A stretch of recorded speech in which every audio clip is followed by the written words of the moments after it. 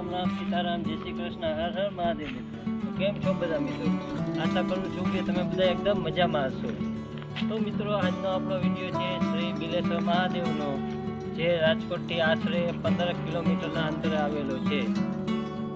તો શું છે આની માહિતી? તો ચાલો આપણે જોઈએ, પૂજારી સાથે પણ વાત કરીએ અને મહાદેવના દર્શન કરીએ. તો ચાલો મારી સાથે આપણે સૌ કરીએ દર્શન.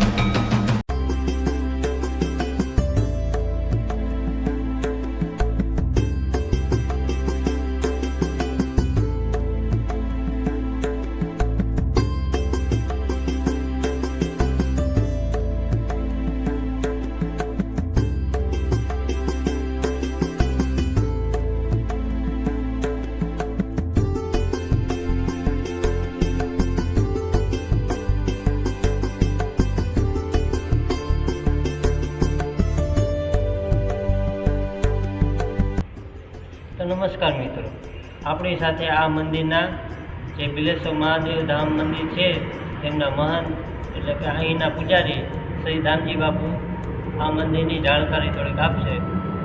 તો નમસ્કાર બાપુ. નમસ્કાર. આ મંદિરની થોડીક જાણકારી આપી દેજો ને અમારા વ્યુઅરને. મંદિર રાજકોટ પાસે બિલેશ્વર ધામ આવેલું છે. એટલે આપણે બેડી પાસેથી પટ્ટી નીકળી ખોરાણાની ત્યાંથી અવાય.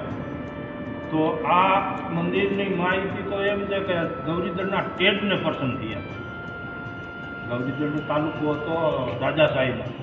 હા રહીનો એ ટેડને પર્સન થયેલા હતા. એની ગાયો આવતી અહીં સરવા, તો એ ગા વરી જતી અહીંયા. તો એ બાપુએ પછી વેમ રાખી એટલે અહીંયા વરી જતી એટલે બાપુને પછી સપને આવ્યા. હા સપને આવીને ક્યાં ઠેકાણું છે ત્યાં તું આવ્યું. તો એ બાપુએ અહીં આવીને કર્યું છે. બાપુને લિંગ પર્સન થયા. ઓકે, સ્વયંભૂ છે. સ્વયંભૂ એટલે એ 5 બ્રાહ્મણને ત્યાંથી ગામમાંથી લઈને આવતા, પૂજાપાઠ કરતા અને પાછા અહીંથી લઈને ઘોડાગાડી લઈને આવતા હતા અહીંયા. હા રાજા. તો એ ત્યાં પૂજા કરી પછી બ્રાહ્મણને ત્યાં ઘરે જમાડીને પોતે તે પછી જમતા, એને દક્ષિણા દઈને તે પછી. અને આ મંદિરે આપણે ગૌશાળા પણ રાખેલી. હા ગૌશાળા છે ને. ઓકે, અને ભોજનની વ્યવસ્થા માટે હા હજી ભોજનનું તો ત્રણેય લીધું છે. એટલે ચાલુ કરવાની વહેલા મોડું ચાલુ થાય. ઓકે, અને કોઈ પણ અહીંયા નજીકના હોય એમને દર્શન કરવા આવું સ્વયં મહાદેવ થોડું અરે આવ્યા લાયક છે. આવ્યા લાયક છે. તમે આવો ફેમિલીને લઈને. તો આ હતી માહિતી મંદિરની.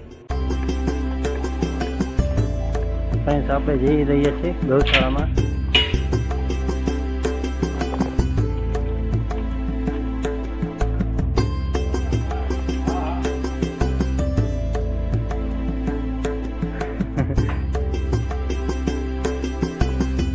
ફ્રેન્ડ, આ ગૌશાળા છે, તમે જોઈ રહ્યા છો. બાપુ આશરે કેટલી ગાયો હશે? 25 ગાયો. ઓકે, તો ફ્રેન્ડ્સ 25 જેટલી ગાયો છે. આ ગૌશાળા છે.